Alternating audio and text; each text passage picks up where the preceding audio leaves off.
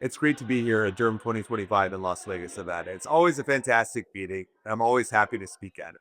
This year, I'm speaking on artificial intelligence and dermatology and gene expression profiling.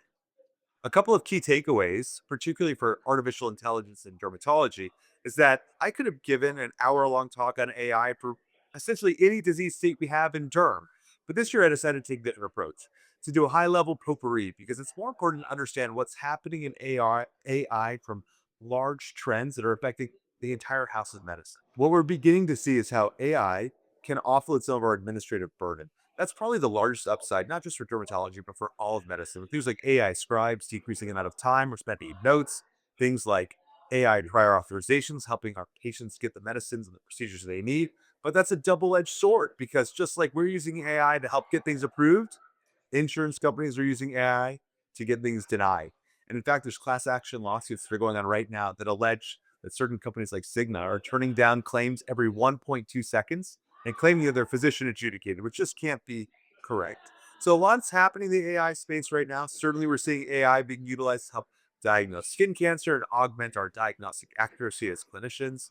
Turns out that's not ready for prime time as a standalone technology, but we're not man versus machine, we're man with machine. And when we utilize AI to augment our own skills that we've already owned after years of training, we can actually do better. We can increase our sensitivity and specificity in diagnosing lesions either benign, indolent, banal, or malignant skin cancers.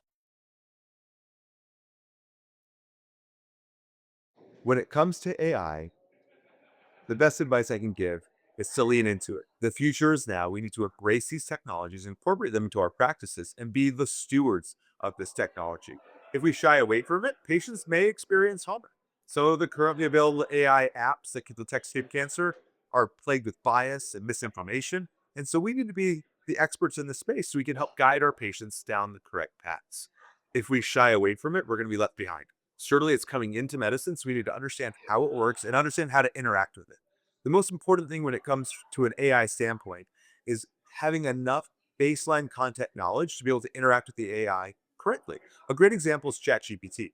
You could put essentially the same query that ChatGPT surrounding psoriasis treatment efficacies, but get different answers depending on how you query the system. If you don't know enough about the treatment landscape, you may be misled about what therapy you should choose. So go and try that on your own when you're having some fun. Just ask ChatGPT, what's the best treatment for psoriasis? Then ask, what's the best systemic treatment for psoriasis?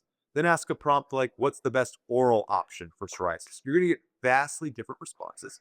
And if you don't know enough about psoriasis to make sense of it, up, down, sideways, left, right, or otherwise, you're going to be lost.